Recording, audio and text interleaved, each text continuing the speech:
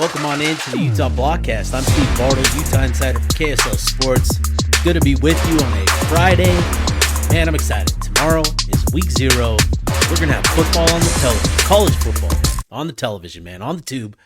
I'm pumped. And that's what I'm going to be talking about on this episode, doing a little preview of tomorrow's matchups with Kansas State and Iowa State, as well as Fresno State and Kansas. Two games that I think will give us, a fair idea of what to expect from those teams moving forward this season in the Big 12. I think, Iowa State and Kansas State are going to be two of the top contenders in the Big 12 this season. And then Kansas, they're in a similar boat as Utah, where they were in a lot of close games last year. They feel they've made some additions to, take that next step in Daniel's final season. So we'll see. But wanted to dive into that, to get into some actual football conversation and preview. So I'm excited to get into that. And then I've got a few mailbag questions that I want to run through as well. So this is going to be a pretty quick episode because, again, like I said yesterday, it's just me, and I've got Miles and Huntley, and they need my attention. And if I look any more tired than I did yesterday, well, yeah, it was a fun night. Let's say that. So, oh man, let's get into it though. Enough about me and Miles. You guys don't need to hear that. Yeah, it was a rough one. All right. So the big one tomorrow, Kansas State, Iowa State. And unfortunately, I don't have any sort of B-roll video to play of Iowa State and Kansas State. So it's just going to be me talking today. I love having, those clips available. And unfortunately, I don't have those clips available. But with this game, obviously fascinated with this matchup. The Farmageddon rivalry in week 0, such an interesting thing for the Big 12. This is going to be, a big one for the conference. Obviously, it's the first big game of the season, and Brett Yormark talked about the importance of that at Big 12 Media Days, having all eyeballs on the Big 12 to start the season. And, I think there's something to that, but I think it's one thing to have two Big 12 teams there. It's another thing to take a rivalry game like this and move it there. I'm not a big fan of that. I think, the rivalry games should be held in the home stadiums of the two teams, or maybe at a neutral site between the two locations. But, to move this to Dublin and to make it the marquee game, we'll see how it plays out, see how it is received by the nation, by the country. And, what we've seen over the last couple of years with the games in Dublin, Ireland. I think they started doing this in 2022 with Northwestern and Nebraska. Georgia Tech and Florida State was a fun one last year. This has been a fairly chaotic game, if you go over the recent history. And I think taking that rivalry element and adding it to this contest, where you're playing such a heated game in a completely new and different environment. I'm fascinated to see how these two teams handle, being in Dublin and playing this rivalry game there. I think it lends itself to a little bit more chaos, like we saw in 22 with Northwestern and Nebraska, like we saw last year with Georgia Tech and Florida State. So I'm excited to actually see this game and how it plays out. I think, like I said, I think these two teams are two of the top contenders in the Big 12, and it's largely due to the guys that they have at the helm, on the offensive side of the ball, with Avery Johnson for Kansas State and Rocco Beck for Iowa State. If I did a quarterback ranking for KSL Sports earlier this summer, and I did my fair evaluation, my fair share of evaluation, on these two guys, where I watched a couple games of at least a couple games of each of them that I ranked. And, I view Avery Johnson and Rocco Becht as two of the top five quarterbacks in the Big 12 conference. And given what the Big 12 has, at the quarterback position this year with, I believe it's 9 players with at least 17 starts, adding a couple, highly touted transfers. Devon Dampier headlining that group. Connor Wegman at Houston is going to be another quarterback that I think emerges this year. I think the quarterback position in the Big 12 is the featured position this season, and it's awesome that these two get to represent the Big 12 in this game. And I hope anyways, that they live up to the hype. I hope that they have great games and make it a competitive battle, because, that is a big storyline going into the 2025 season for the Big 12 is the quarterback position and the depth and talent and ability of this group. So I hope that, we see a good performance from Johnson and Becht. And I think with the two of them, there are some interesting dynamics. Yeah, so with Johnson, I think the talent is apparent with him.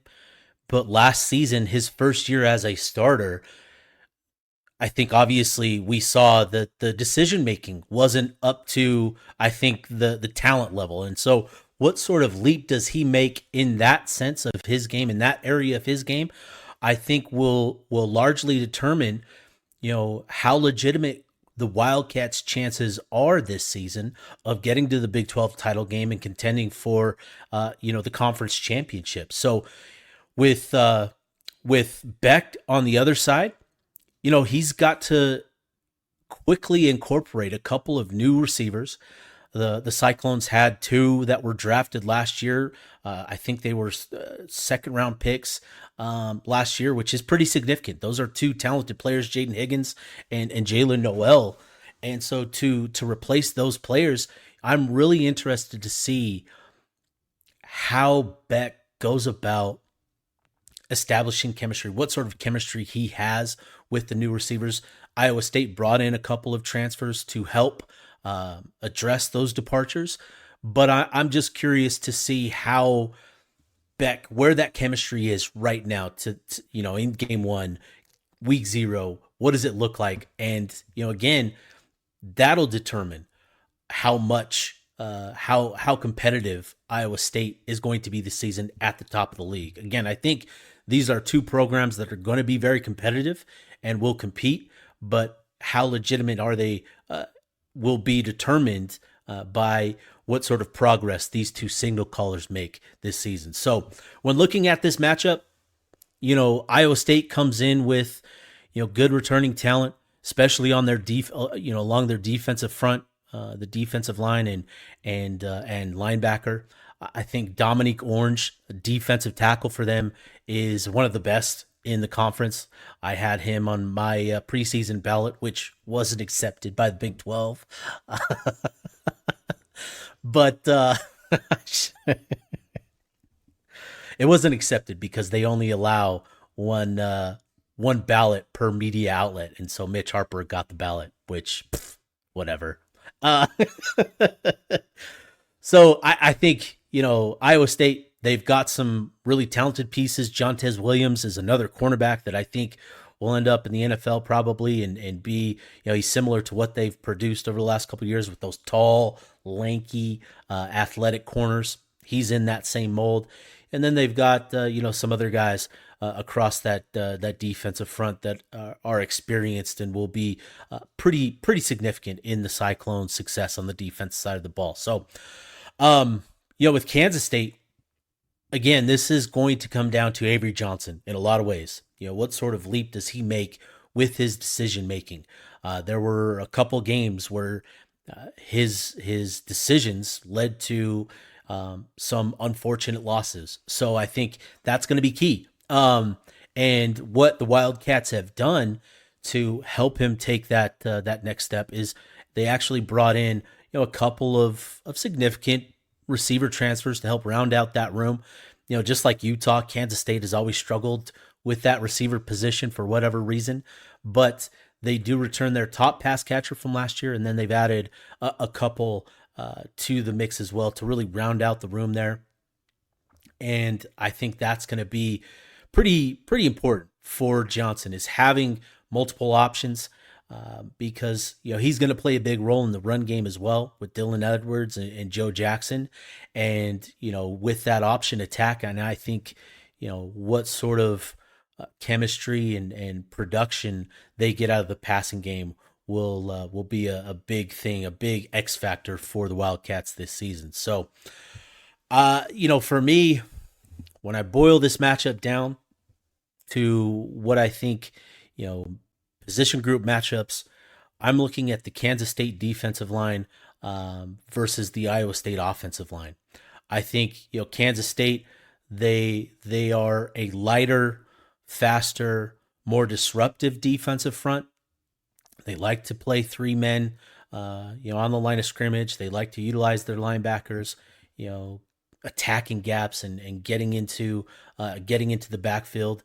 And with Iowa State, I think with Carson Hansen and Abu Sama in the backfield at running back, they've got an offensive line that helped Iowa State be one of the top rushing attacks in the league last year. And I think that's going to be the key, is how effective can Kansas State be in limiting the Cyclones' rushing attack.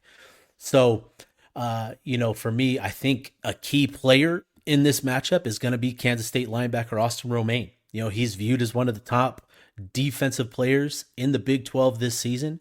And he's going to have to do a really fantastic job of quarterbacking the Wildcat defense and limiting the effectiveness of that 1-2 punch with Hansen and Sama, in the Iowa State backfield. So, in terms of my prediction for this game, I'm leaning towards Kansas State, just given what Johnson, the rushing attack with Dylan Edwards and Joe Jackson, what that can do for Kansas State. I think the Wildcats have also done a good job of loading up along the offensive line. They are going to be without George Fitzpatrick at tackle, but I think they've added a couple other pieces to the mix there as well to really round out that group. And then with Iowa State, they're going to miss a big piece of their offensive line in Trevor Boer, who's is an experienced guard, and again, getting back to that key matchup between the Kansas State defensive front and the Iowa State offensive line, I think that could be a factor there. So I think this is going to be a pretty wild game. I think it'll be fairly high scoring. I think we get to a 31-27 type of outcome, and I think Kansas State emerges the victors here. So the other Week 0 matchup that includes a Big 12 program is Fresno State versus Kansas. And that one will be played in Lawrence, Kansas, where the Jayhawks will debut their newly renovated stadium. And so excited to see what that looks like. The Jayhawks have played at the Chiefs Stadium the last couple seasons, but getting back to Lawrence, I think will be a good one for them. In David Booth, Kansas Memorial Stadium. So, I think this one, again, similarly, you've got a quarterback for Kansas that I think is pretty good, could be pretty good, but he's largely been absent this offseason. He's missed a lot of time recovering from injuries, and I'm talking, of course, of Jalen Daniels. And, what we saw from him a couple seasons ago when he was named, one of the top quarterbacks in the league. He's a dynamic dual threat that is dangerous, picking up yards both in design QB run plays and also, off script, scrambling, picking up yards and doing that. He's a veteran in the league now. He is, I think, back for his 5th or 6th year. And, he sort of regained some of that mojo that he had late in the year last year as he quarterbacked, Kansas to a couple, 3 big wins over Iowa State, Colorado, and BYU.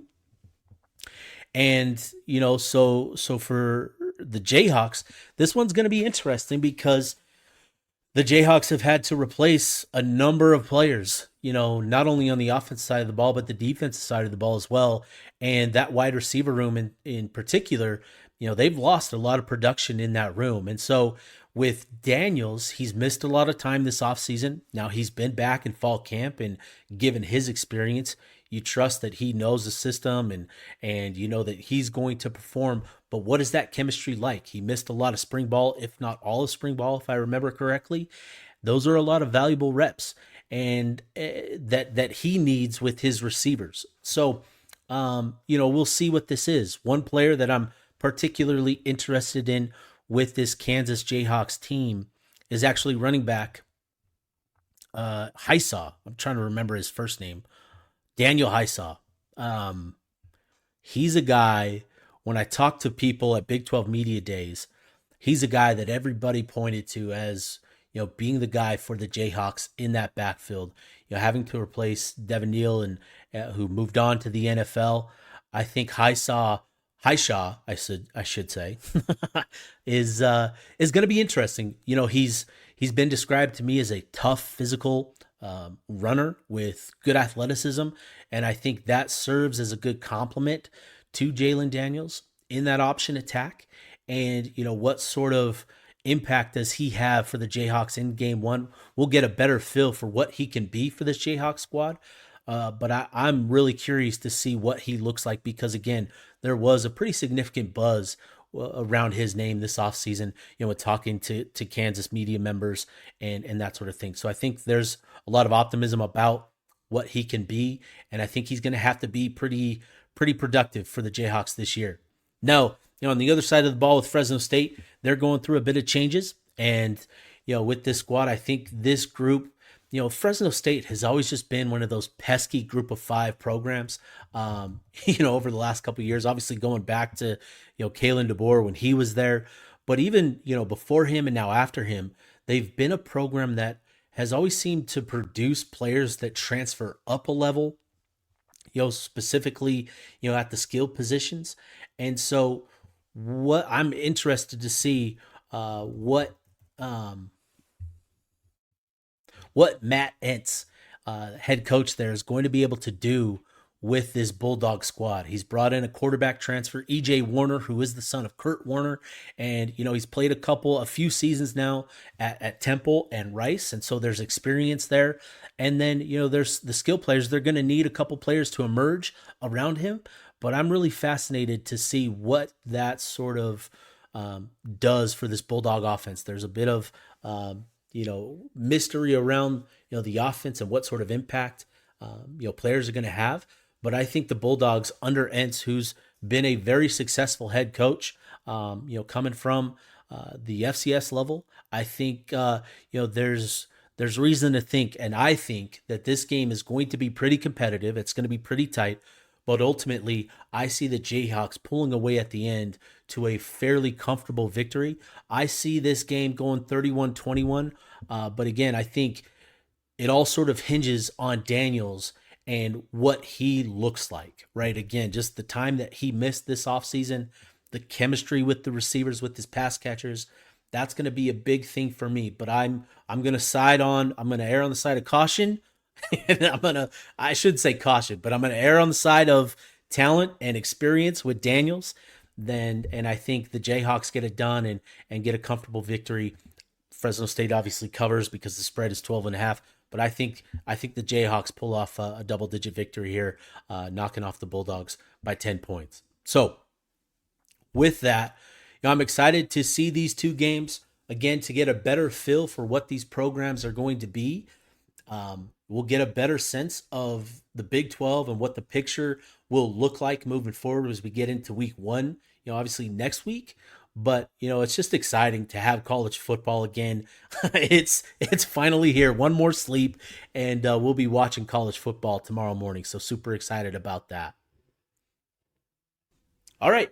Now, got a few mailbag questions that I want to get to. And, these are going to be some fun ones, I think. So first one from Tom. Looking at national rankings, where do our opponents' defensive lines rank compared to our offensive line?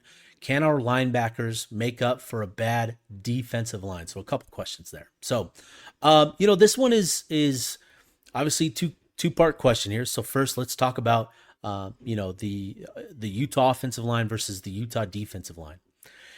when we're talking about Utah's offensive line, obviously it starts with Fano and Lomu. Those are two guys that are now being viewed almost consensus, almost unanimously as first round prospects.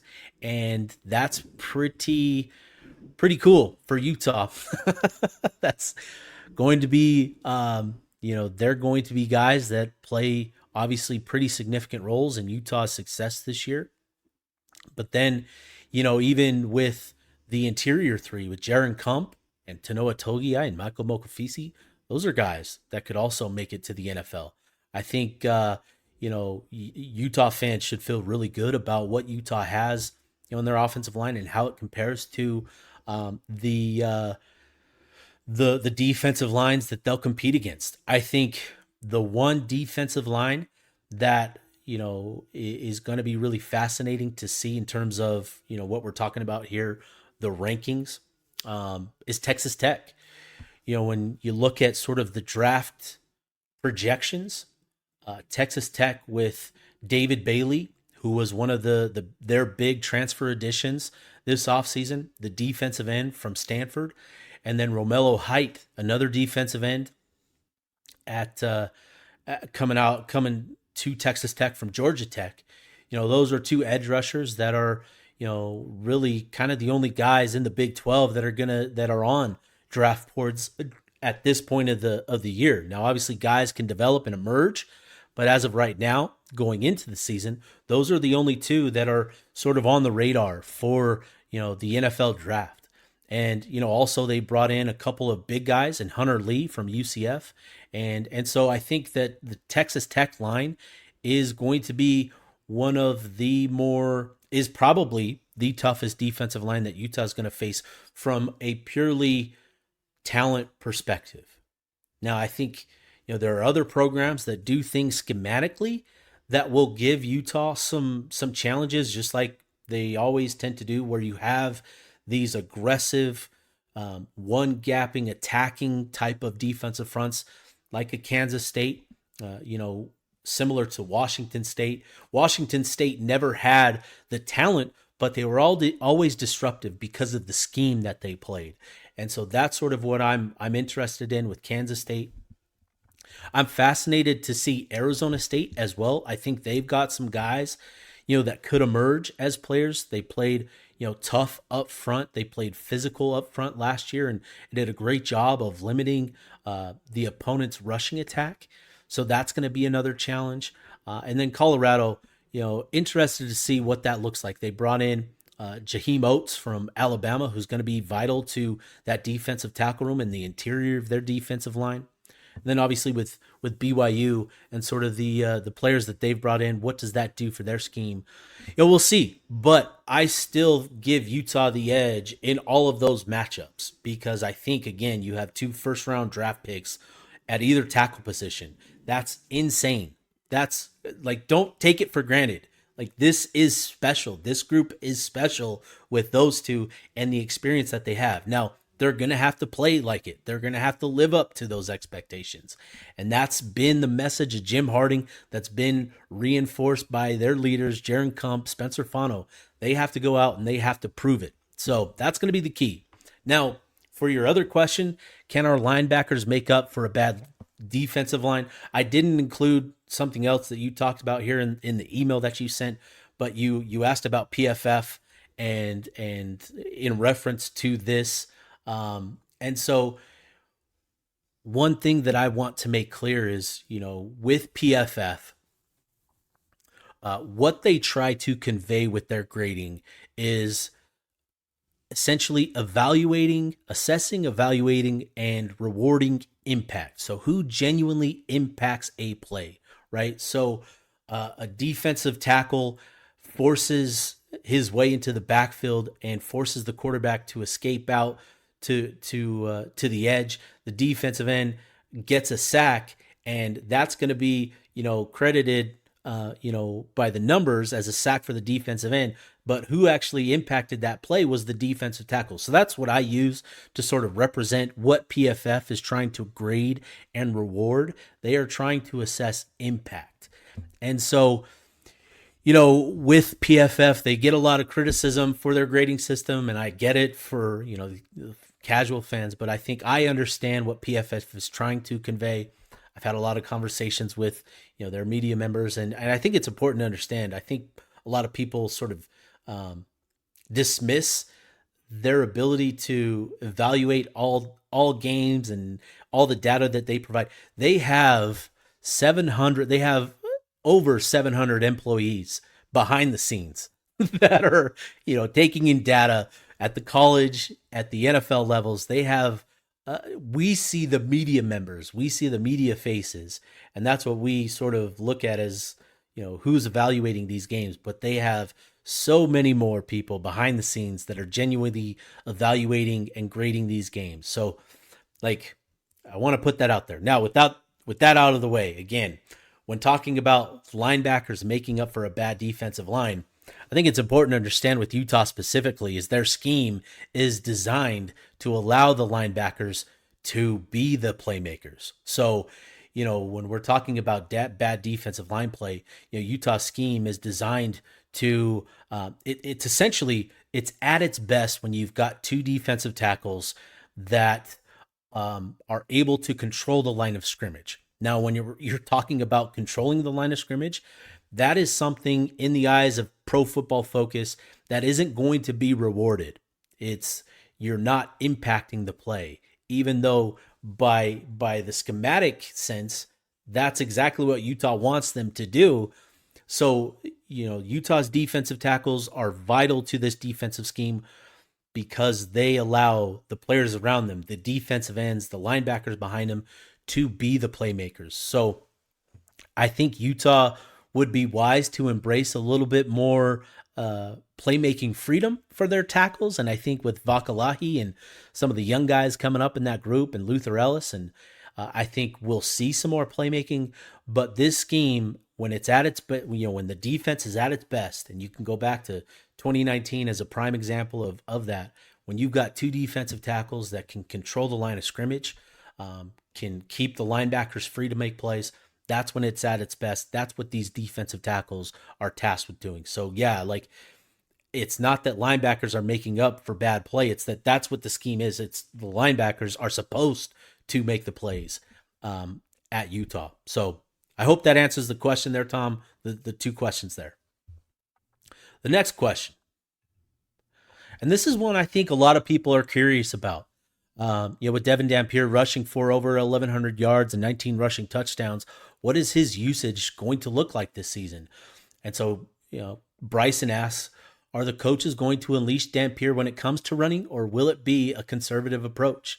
And I think there is definitely for me at least, I believe that they are going to, rein him in a little bit. He's not going to lead the team. He's not going to be the leading rusher like he was at New Mexico last year.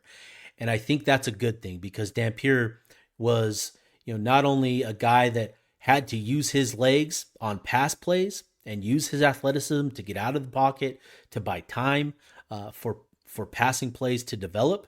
But he was also used as sort of the bell cow in a lot of ways. He only averaged, 12 carries per game, but he led the team in rushing attempts.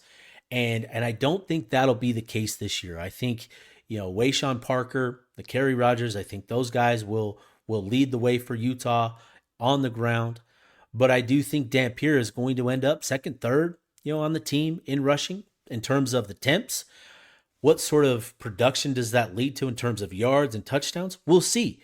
But I think in terms of his usage, right, his designed usage, I do think that'll be reined in just a little bit. But again, you don't want to rein it in too much because that is what made him special.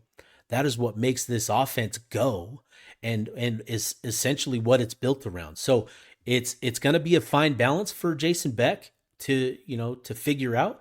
But I do think that that Dampier will find a way to be impactful, to maximize his opportunities, and to be pretty decisive when and where he decides to run.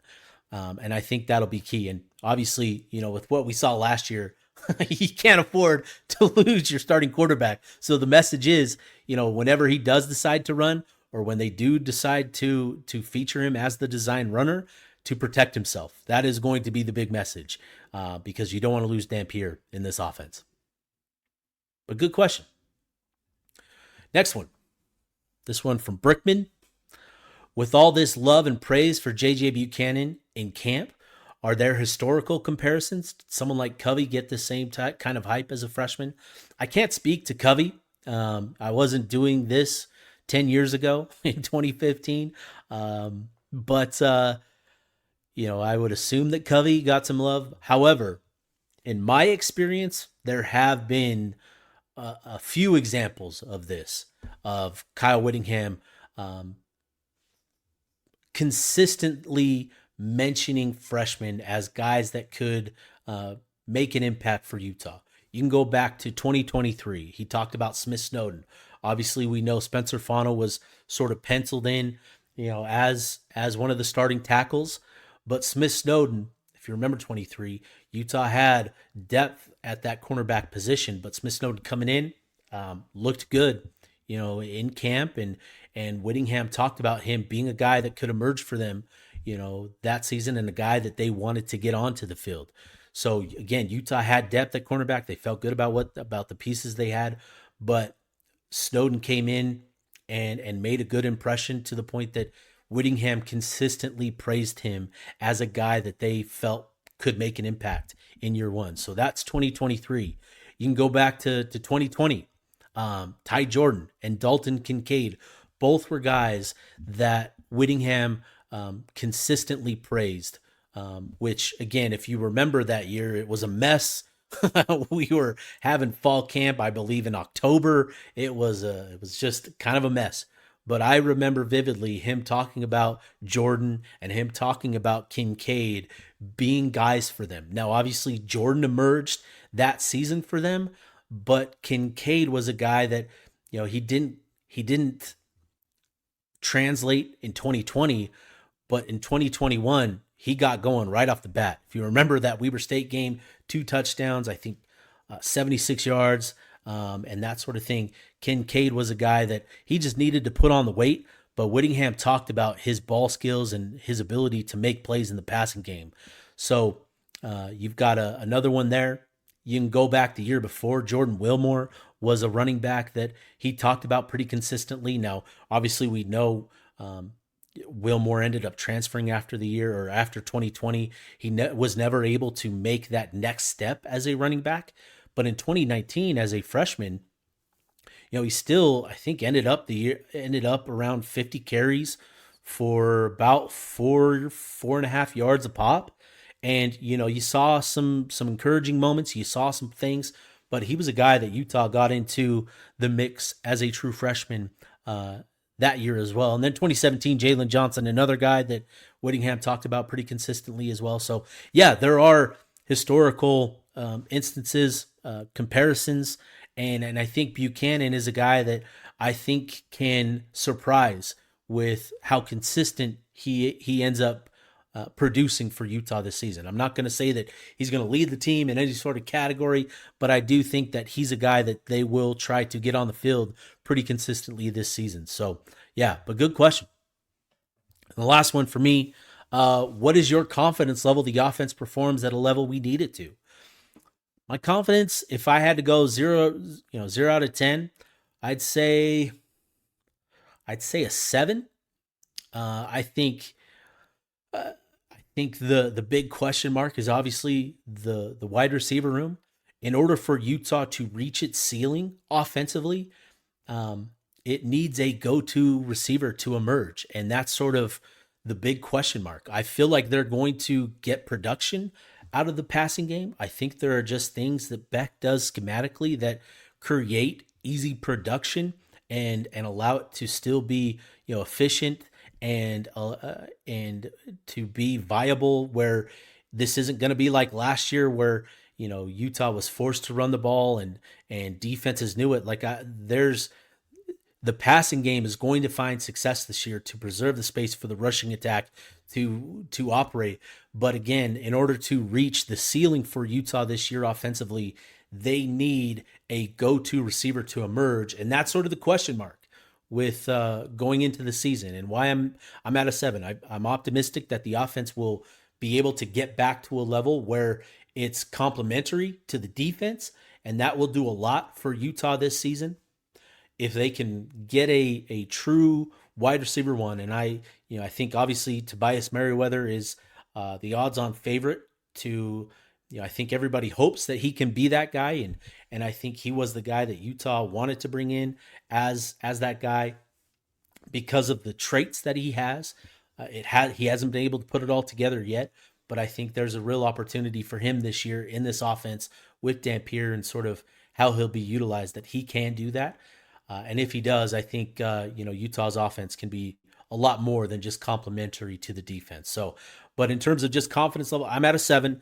And if Utah gets a couple receivers, gets a receiver to emerge, or a couple that can do quite a bit more than that, bump that up to an 8 or a 9. So that's where I'm at. So that'll do it for me on this Friday edition. I was hoping to get out under 30 minutes. Unfortunately, I couldn't do that, but hopefully I provided enough info for you guys on this one. Going to be back at it on Monday, and I'm excited. We are finally into game week. We are finally into the season. Some fun things are coming on the Utah Blockcast, and man, I'm excited for what's to come. So I'll sign off, and I'll be back at it on Monday.